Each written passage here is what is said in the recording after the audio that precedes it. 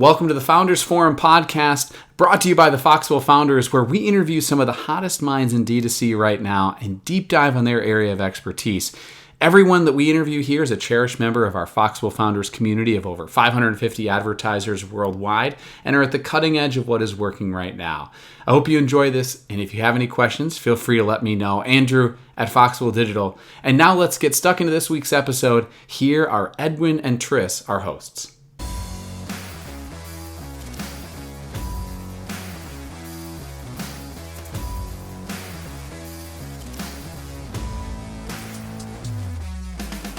Three best ways that we've ever seen to deal with this is it's one of the things that's working really, really well for our agency right now. Question of the week, right? He's going to spill all the tea on TikTok for us. What is the oh wow strategy of the moment? It's working. If it ain't broke, don't fix it. Who buys it even at that time, right?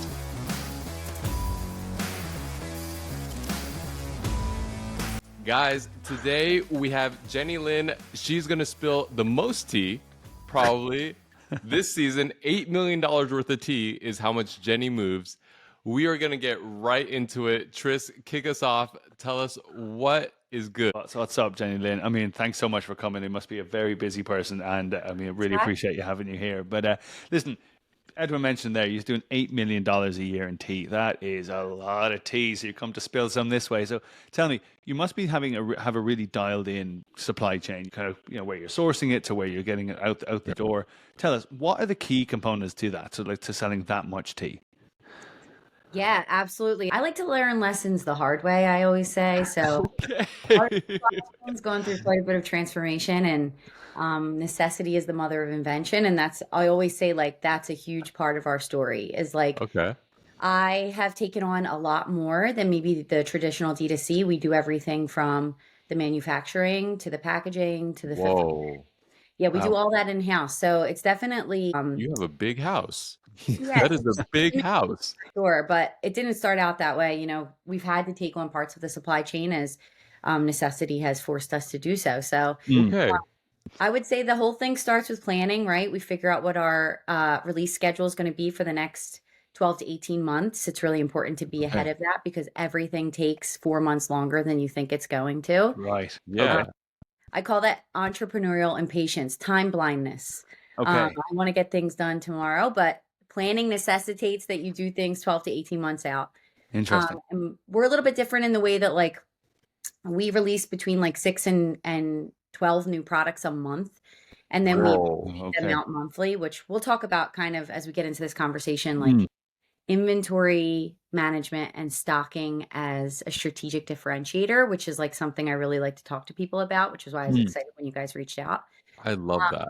Yeah, it's a really cool concept. This does not have to be a boring conversation. No. That is one of the most important conversations that a business owner needs to have. Yep. So we start with the planning 12 to 18 months out. What's the schedule look like? We'll throw maybe like 2 or 3 blue sky opportunities in the year. You know, we like to take some swings and test things carefully. And then it moves into the sourcing, which I think is the most important thing.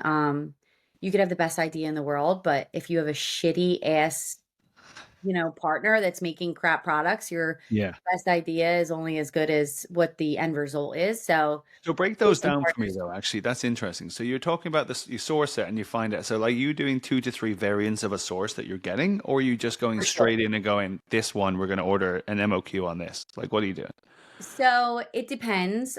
We have suppliers from all around the world. We source things from Germany, from Canada, from New York State, from California. Like, we're going to all these different places, Japan, China. All the suppliers are going to have a big menu, right? We could do this. We could do this for you. We could do this for you. I want to know what that supplier does best, because there are tea blenders and ingredient makers from across the world that can offer you a giant catalog, but I want to see what they're the best at. And really important to identify in a supplier, like, yeah, you can make me glass, but you're a plastics manufacturer, and so I'm going to buy my plastics from you. So that's kind of a big thing for us, but we're very transparent with all of our suppliers that we always have at least 2.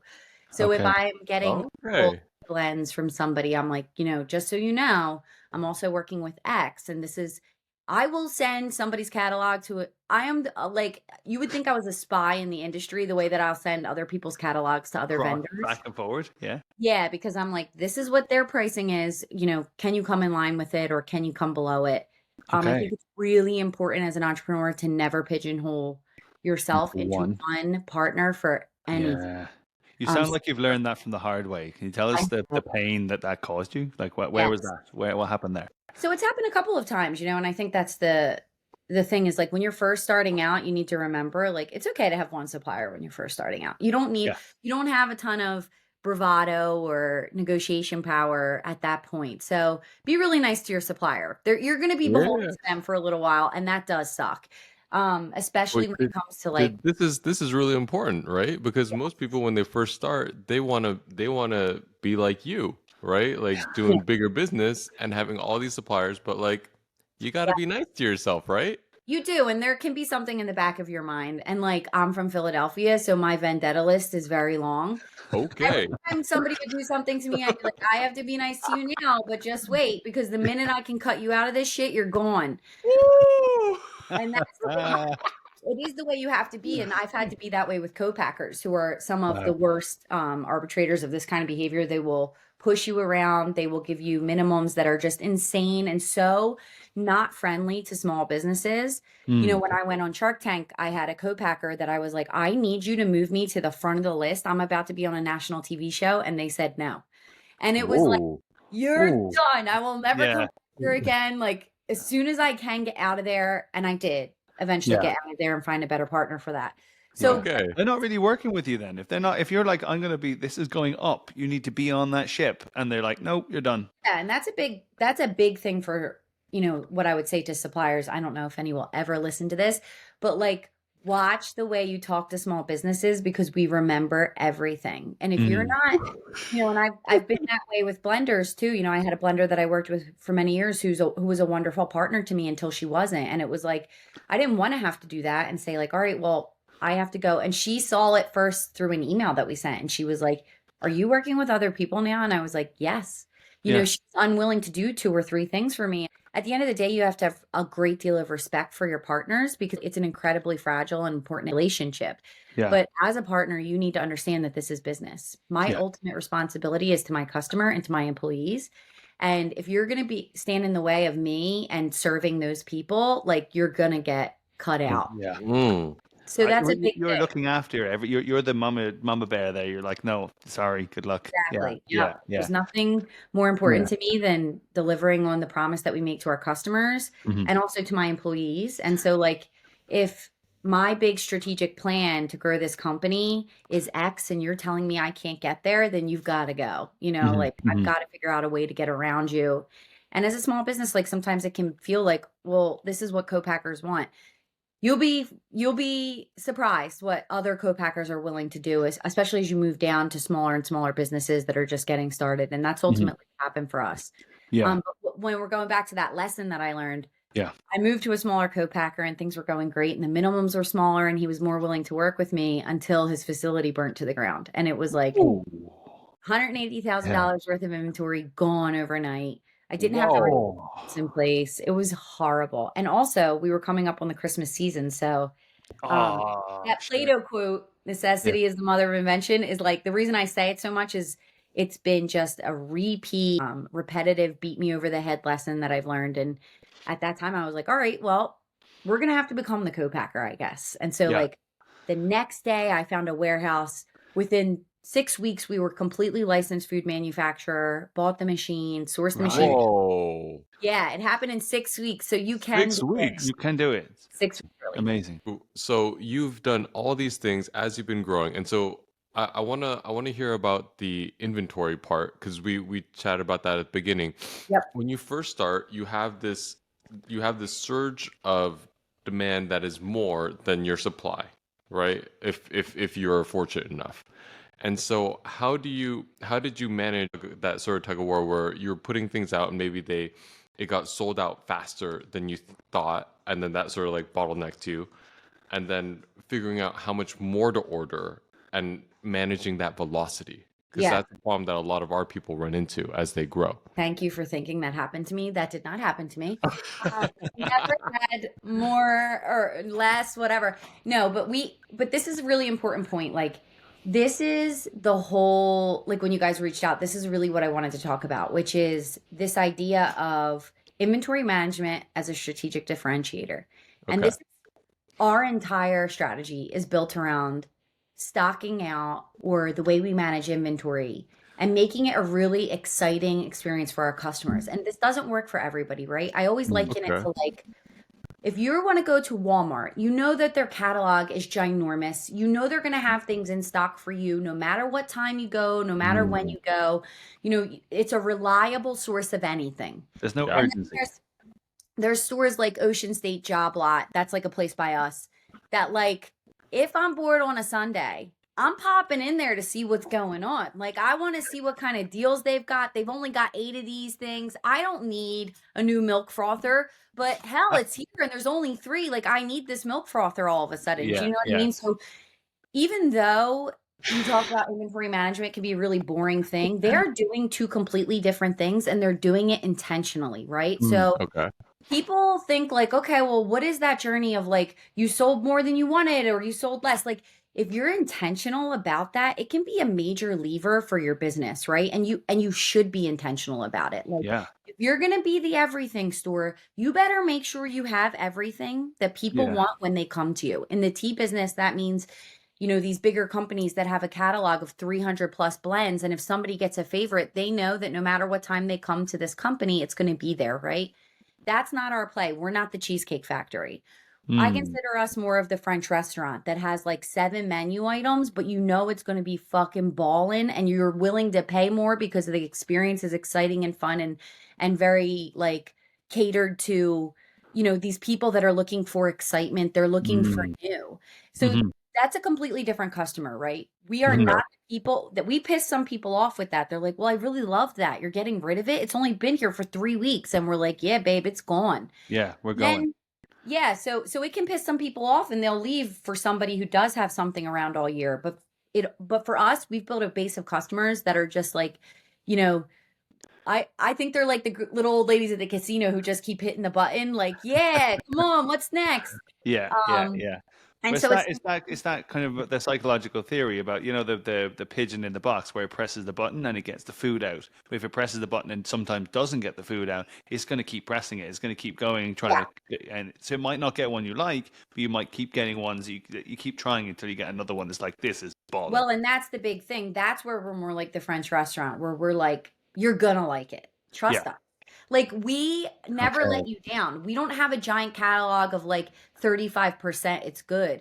No, we're giving heavy hitters every single time. There's never been a cup of tea that's been served through Snarky Tea that I have not personally given the thumbs green up flag on. Have tasted myself on multiple occasions. I've tasted it hot. I've tasted it cold. I've tasted it after it's sat out way too long. You know what I mean? Like, that's the kind of products that we deliver to our customers, so they know that they're getting really good quality products, and they know it's only going to be here for a very short window. When I tell you we are releasing 6 to 8 new products a month, they're gone after that. If something's sitting around, if something's available 3 months later, I consider that a major failure. I'm like, we ordered way too much, or it's not the right thing for us. We need to go back to the drawing board on what that was. So it can be, and that's the community that we've built, is like, what's next? What are they going to bring us next? We're so excited. When we drop something and we go, I have a live every Friday with our community, and it's the core and center of what we do, our employee, right? Our customer. We're sitting there with them and we say, here's what's coming up next month. And they're like we have people that take pages of notes and then post the notes into the group because they're prepping way ahead of our launches. They already know what they wanted. They're budgeting back on their grocery bill because they know that they want to get more this month than they did before. And that's a win-win for us because we know we're hitting it out of the park for our customer. And it's a win-win for them because they're getting all of these new exciting things that they're going to try. And they're diehards for it because, you know, it's their hobby. It's more than just like, you know, I have a good cup of tea in the morning. It's become a hobby and a collectible thing for them. And So do you ever get people going, oh, do you remember this one you did a few months back? Can you do something like that? No, you're never going to do the same one again. Do you get people coming and requesting stuff then? So we bring stuff back. So if it's really good, out of that 8 to whatever products that 12, we're yeah. releasing, maybe 4 of them are returners from the previous year. And Okay. that will grow Oh. every year, right? So like Okay. if we get winners, they're coming back the next year, but they're not coming back for 12 months. And that's where people are, and we don't lie about that. We're not like, Yeah. oh, surprise. Never getting it again. Yeah. It's Yeah. back. No, we're like, we had a mug sell out in like 12 hours for Nice. Valentine's Day. It said "Love you, bitch" on it. They're hand thrown. They're hand thrown in Wisconsin. They're bomb ass mugs. We do like these collectible mugs, Mm. and it sold out in 12 hours. And I was like, should we get more? And I remember we sit like kind of in an open space. Yeah. My sister works for me, and she looked at me and she's like, "You're not going to get more. They're going to want the next one twice as much because Yeah. 12 hours." And I'm like, that's right. We got to Yeah. keep that.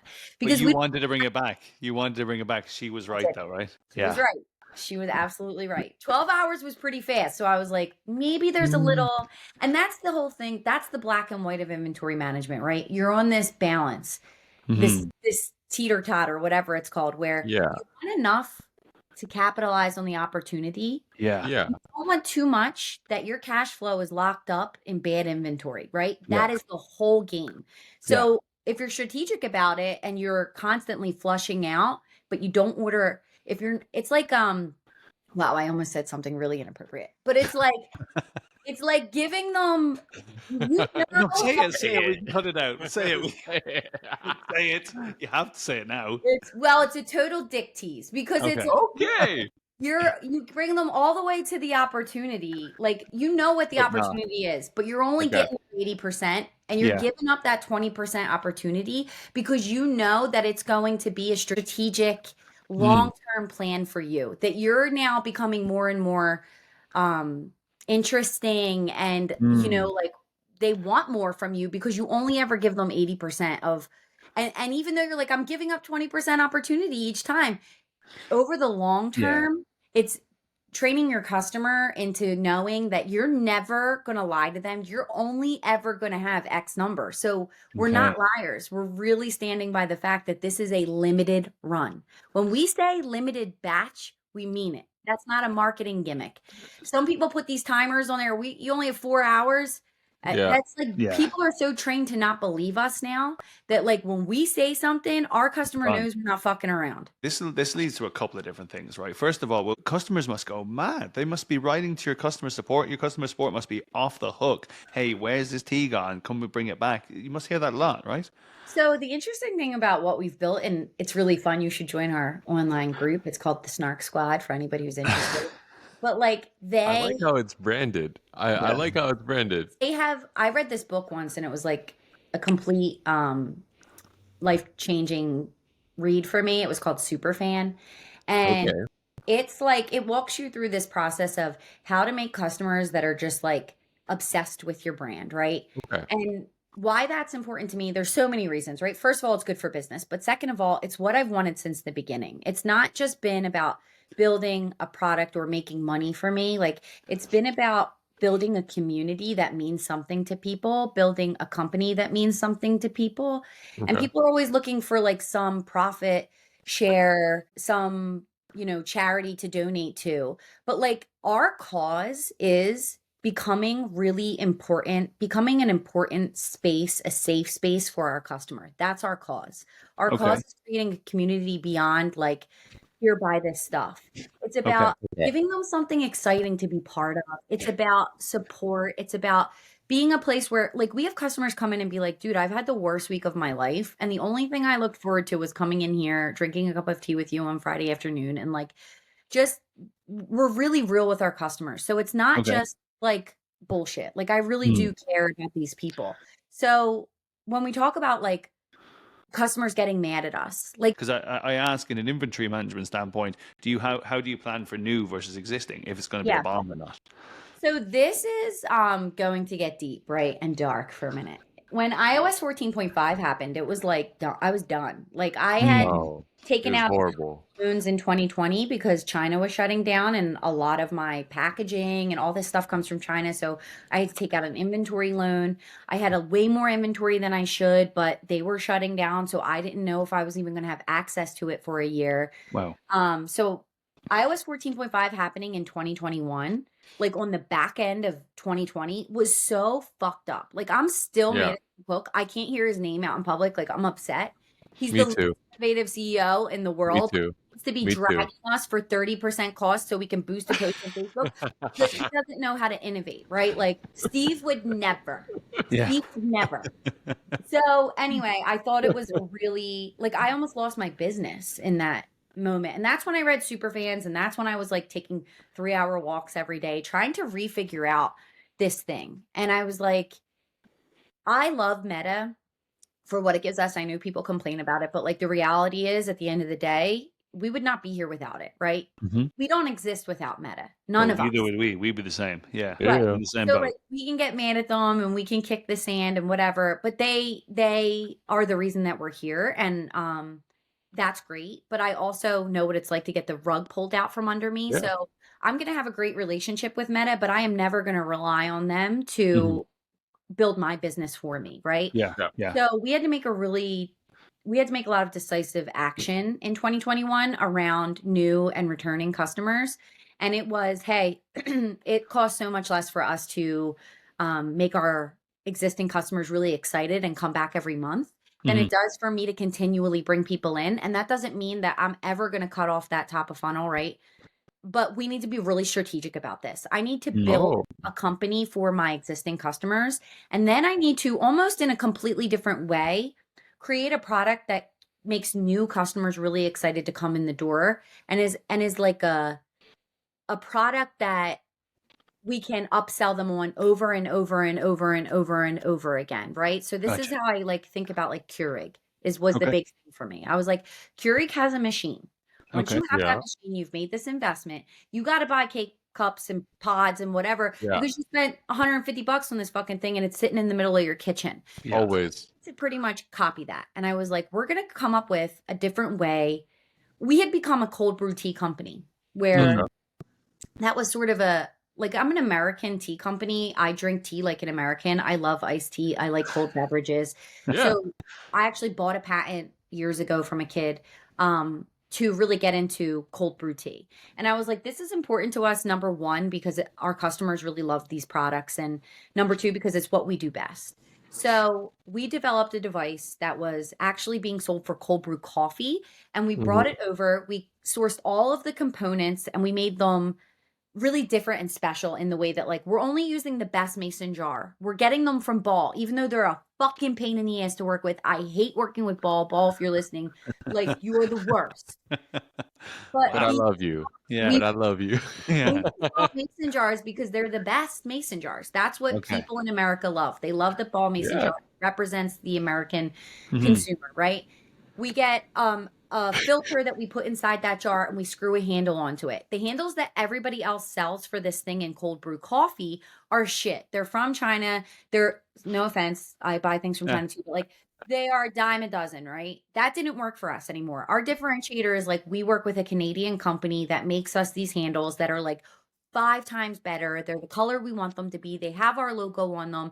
So Makes like, and we have a box that's really giftable. And so we invented this device, right? For that nobody else in tea was selling. And we were like, this is it. We're going to tell people for front end, top of funnel, buy this awesome brewer. Isn't it cool? Isn't it American? Isn't it cute? Isn't it something you want in your kitchen? And we're going to give you a free tea sampler with that because I know you can go buy a cheap version of this on Amazon. So I'm going to make it worth it for you. I'm going to give you a free sampler that you get to pick which sampler you want. You're going to try our tea. Even though I'm giving it to you for free, I believe in my product so much that I know you're going to come back and be a repeat customer. And then I'm going to get you as excited about tea as the rest of my customers are. And I know that you're going to want to stay around with us, right? So my top of funnel is built on Meta. But when Meta's having a bad month and my customer acquisition cost goes through the roof, I already planned for that, right? So on the first of the month, our cold brew club ships out, right? And we have subscribers on that. And the 15th of the month, our Sassy Tea Club ships out. So I know that's 2 bank days of income. And then there's a third day of the month where we're doing a release. And I know that that's a banked income, right? And that can be $75,000, $100,000 in one day, right? If we have a really big launch. So I don't need to be as concerned about what my customer acquisition cost is, because I have 3 built-in events every single month from my repeat customers that are going to take that onus and that like stress away from me. And that was a strategic decision that we made after iOS 14.5, that like our top of funnel is incredibly important to us. We want to have that 60 new, 40 repeat every single day. But you know, if that 60 new is costing us more that month, it's okay, because I know that I've got 3 days built into the month that my marketing cost is not going to change, but my revenue is going to go through the roof. So that's kind of how we think about that. So with the planning the inventory for that, I was going to say planning the inventory. Hold on. Wait, Tris, can I? I have to squeeze this. I apologize, Tris. I'm an asshole here. Go. Whatever. I have to know then. Tell me your drop strategy around those 3 days. I was going to ask the same thing. Oh, me and Tris are super aligned. Yeah. I got to hear about this drop strategy then, because it's so critical to you. Tell me both the overview, but I want to hear the technicalities. Tell me about the technicalities when you guys drop. We launched it literally 25 days ago, and we have 620 subscribers as of today. Our Tea of the Month Club, which has 1,800 subscribers, that goes out on the 15th. And then our drops, which I said can be between like $75,000 and $100,000 in like a day, right? One happened this morning, by the way, at 9 o'clock. So I had to turn off all my notifications. So our strategy around that is we're going to have something on the 1st of the month, right? Yeah. That'll cover my rent. I'm going to have something on the 15th. That covers, you know, all of my meta bills, right? And then we're going to have a drop whenever that falls in the month, depending. If it's spring, we try and do it on the first day of spring, you know, like we try and make that seasonal. You work it out, Yeah. And if we're not doing a drop, then we're doing a sale, because we still need those 3 events per month that are bringing in cash injection. So it just works like beautifully. And yes, it is intense. It is a lot of work. But like I said, it is the lifeblood. Cash is king, right? And it keeps our cash flow just constant, which is really important to keeping us being able to do our art. So that's the beauty of it. Keep building that, making that canvas. So just actually on that, Len, when it comes to kind of modernization, you've been doing this for years, right? Obviously late last year, kind of early this year, AI is the biggest thing ever. And it's like, oh my God, everyone's going to do design and take your world away with AI. Whatever, like it's not. But what I will say is that when you look at this, it's like, okay, you can modernize stuff. So in your warehouse, when you're going through warehouse management, where you're going through planning, inventory planning, if you're going through art, where are you using AI, or where are you planning on using AI this year? Honestly, like I think AI is great in that it's a great starting point. Like if I'm writing a descriptor for the back of the bag, right, I'll go to ChatGPT and be like, how would you describe a tea that's called blah that has these ingredients? Yeah. For us, like part of our entire brand is we've got a personality. You know, we are not a robot, and AI is a robot, even though it's disguised. Hey, it's cool. How are you? Yeah, it's not, and it's fucking has no sense of humor. It has no sense of humor. I'll say it funny. Yeah. It's like, it gives the dorkiest jokes. It's big dork. It was built by dorks. It's going to be a dork. I'm married to a dork. No offense to dorks. But like, there is a loss of personality in AI that even though they tell us it'll get there, it won't. The human experience is so gritty. It's so crazy. It's so traumatizing that we get this special little light in us that's just like fucked up. It's like, it gives us this sick sense of humor that AI will never be able to tangibly get a hold of, because it does not have a human experience. It will never be traumatized. It will never, you know, have its, you know, like it will never lose its virginity. It will never go through these major things that we go through as humans that are just like insane experiences. So for me, like that human aspect is always going to be super important, especially to a company like mine that's very personality based. And AI is great. It's a little, you know, if I'm having a bad day and I haven't had enough matcha, then I need to like a little kick, and it'll spit me out something that's like, you know, a little poetic or whatever, but it's never going to get me all the way there. It's going to be just like a little starter. And we're just like a small business, right? We do 8 million annually. That's not, But like, you do not need all this shit. Like, please calm down with the buying this and buying that. Like, stop. Like, you don't. We still have a paper sign on the front door of our manufacturing warehouse. It says, and we only put it there because the truck driver kept getting mad at me. He's like, "Which one are you in?" And I'm like, "All right, we'll put a sign up." So you wrote a sign on a piece of paper, just stuck it up. Put a paper sign on the front door. All of my things are removable because I know this can end at any moment. They're all magnets on the side of the window. Like anything that I can peel off and not have to pay for if this shit goes sideways to redo for the landlord. Like, you know, like you just have to like calm down and stop like putting the cart before the horse and chill out. So when it comes to like, there's so many beautiful native tools in Shopify. You do not need to invest a fuck ton of money in SaaS products and software and all this stuff. The only thing you should be paying for is tax jar because you do not want to go to prison, right? Like everything else is a fucking nice to have. Shopify has a lot of great. Actually, I was interviewed by Shopify because we use so many of their native Shopify inventory management tools. There's a great app there called Bundles that you can actually you can create a SKU for all of your raw materials, say like packaging or something's multi-component. So we have like that brewer that has 10 components.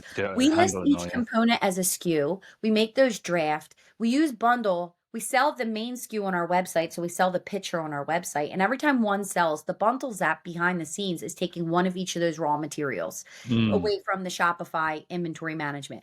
We have Merch Bees app that alerts us that things are getting low. Like it's all like maybe 99 cents a month. Like you do not need these major inventory management systems. And then we count things by hand, you know, a couple times a month and shit happens. But like, it is not that you do not need major investment in inventory management. Like at the scale that I'm at, I still don't see a need for it.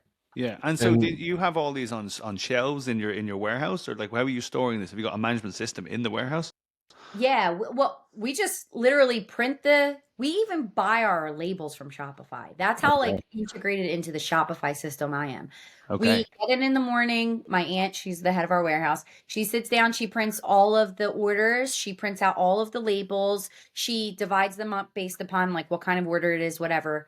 Then we have pickers and packers on the floor. Yeah, everything's labeled in giant bins on the shelves. They grab it. The pickers fill up these bins. They put them on the packers area. The packers get up, double check everything, make sure everything's right, and ship it out the door. We're not even scanning everything at point of like, we're not there. We don't need it yet. Like it's not been like, oh my God, you know what I mean? Like it's not like the house is on fire. This works for us. And it's a very low tech system. You know what I mean? And it works for us. So talking about, like, I mean, yes, you're doing 8 million, but talking to someone who's doing, I don't know, 50, 60 grand a month, right? So they're packing it in their basement. They're picking it up out of a shelf on the basement. They're going, oh, this one is fine. What do you say to them so that you're saying like, you don't need a fancy system. It doesn't change. Just, you need people, you need organization, you need a picker and a packer. Now, I mean, I was doing it. I still do it a couple times a month. I like to go out there, put my headphones in, grab some orders and pack some orders because it's really important. This is one of those things that like Elon Musk sleeps on the floor of the factory. Like I need to be out there. It took everything. I like to sit on the floor. Okay. Me going into putting a wall between me and the people on the floor is like, it took a lot of convincing. And the only reason I do it is because it makes them nervous, right? I don't want to be out there like staring at everybody, making everybody uncomfortable. I wonder why. I know. People say I'm intense. I can't believe it. They're also related to me. So it's not like, you know, if they're like, if I see them do anything, I'm like, oh, let me get get out of here. But it is important to go out there and check out what's going on and pack an order because there's been times that I'm like, wait, I told you guys to put this in here and in it. These are the same fucking thing. And they'll be like, no. And they don't want to say that to me. But I'm like, all right, fuck it. We're not doing this. Delete, delete, delete. You'll know you've deleted enough when you need to add back. That's another Elon Musk. So as far as like, what is it that we're doing on the floor that's, you know, something somebody that's just starting out can't do? Nothing. You can do all of it. I did it forever. Like I have been a box packer for 7 years and I still am. I still like to do it. It's like, get your hands dirty. We have 2 warehouses right now because one is our manufacturing. We're moving the manufacturing into our new beautiful big space. Yeah. And the other space, I still clean that every Friday. I go over there. With a broom? I sweep. I clean the toilets. I take the laundry because we have, you know, rags and stuff throughout the week. And I do them over the weekend and I bring them back. Like There is nothing Bravo. Yeah. Bravo. I part used of to what you have tell, to do. yeah, I used to tell our employees because I would clean the toilets. And I was like, look, if I'm your boss and I cut your check and I clean the toilets, you could do like one or two things that are maybe out of your scope. And it's for your employees to see you do that, right? Because Yeah. they are, like I said, the other key stakeholder to me, right? I have 3 kids, so they come first. They're always first. Nice. And then it's my customers and my employees tied together. It's important for me to like make sure that my employees see me doing what they're doing. They will never think of me as like, oh, she's like up here. Like it's always going to be like we're in this together because we are. You know, I'm doing the same shit they're doing a lot of the time. You know, I don't even like to have closed doors right now. I do because I don't get good circulation to my feet and I need the room to be warmer. But like other than that, I have an open door policy. I'm doing this from home because if I go to the warehouse, people will be walking in and out of that room all day. Like I have to like sometimes be here for this type of stuff. But like it's, you know, it's really important to show your employees and also for yourself to get out there. Fucking humble yourself. It is a real problem in D2C. These people. No, Oh, yeah, I like this conversation. Yeah, I was gonna ask a very technical question actually. Go ahead. I don't know what's gonna kill the vibe, but I gotta ask it. Inventory predictions, right? Inventory forecasting. How do you do that? How do you handle that? So 3 big parts of that, right? It's historical data, which we're lucky now to have, right? You don't always have that at the beginning. Yeah. Our growth, we apply our growth onto that. And then having a really like deep and intimate awareness of our customer preferences. Okay. So like that Facebook group that I'm talking about, it's awesome because it is a community and we love those girls. Like those are our homies, right? We have them so involved in the like planning and production part of it. We're like, what did you guys like about this launch? What did you hate about it?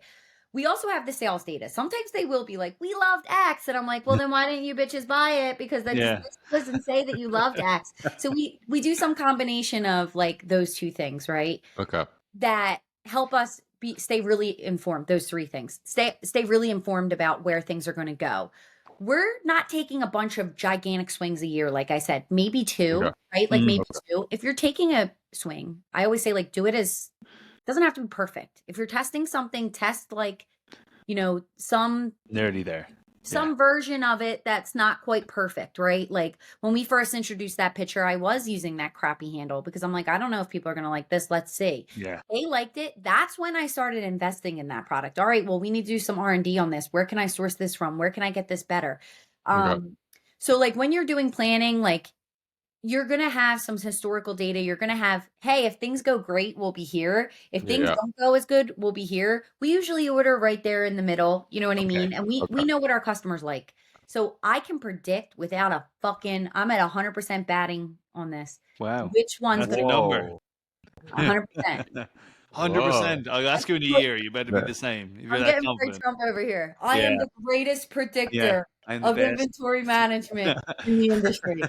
But I can almost always, let's say, predict which one of the teas is going to sell the best in a launch because I know my customers so intimately. Like they like a certain thing and I know how to get it to them, right? And then I'm going to tell them, here's 2 things you didn't even know you're going to love. And they'll be like, I thought I hated banana and tea, but now I love it. Like there's that too. So, but we never overstock. Like I said, that's part of our strategy is like, I'm not buying 100,000 of these. I'm buying like 600 and I'm going to see like where we go with it, and then I'll restock. But it wasn't always 600. It must have been like 200. That when did you go from 200 and go, oh, we probably should be ordering like 400 now as opposed to 200? Like when do you go to that level? It just happens gradually over time, right? Like there's little unlocks here and there, but like we just look at it every month. You know what I mean? Like what's our growth been year over year? What is it month over month? And I've been doing this for 7 years. And my sister's actually, she's an accountant. She's the one that I brought in to do all this forecasting because I hate it.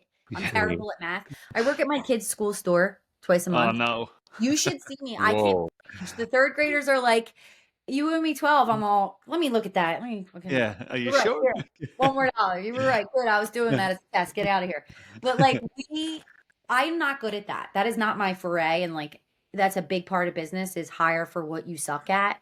And my sister's really good at it. And she will tell me like, we need X.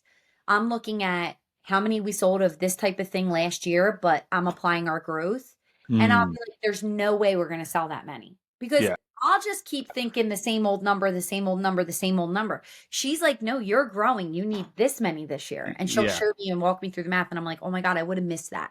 You know what I mean? Like I would have thought, we're still ordering 200 every month, but she's like, no, you need 600, right? That all comes from like really knowing your numbers. You have to look at seasonality.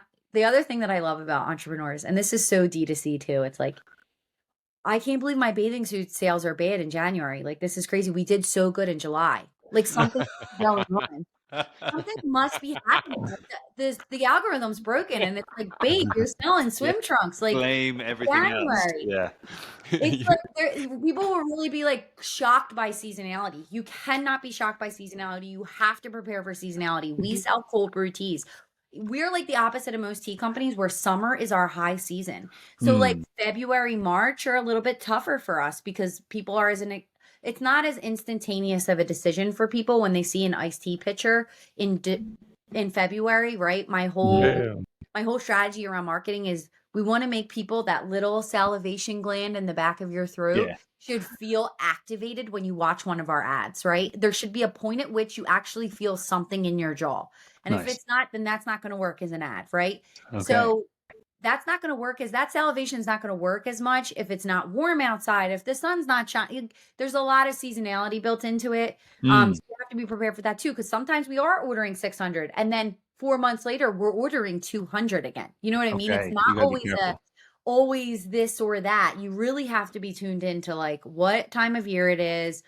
Yes, we are growing, but that doesn't mean that January we're going to sell 70% more bathing suits. Maybe in July we will, but we need to be realistic about what month it is, how much growth we have, and how many of these are really tuned up to our customer preference. And that's kind of that's kind of the nitty gritty of it. And so, we've got so many more questions. I mean, we could literally go on here for hours hearing about this, but listen, it's been special. I absolutely loved every second of this. We've been through everything from iOS. We talked about inventory management. We talked about everything when it came to when you had to reinvent the company and start again. This has just been fantastic. So I really appreciate your time on this. Okay. Thanks guys for listening. I'm Tris. I'm Edwin. And I'm Jenni-Lyn. Thanks guys.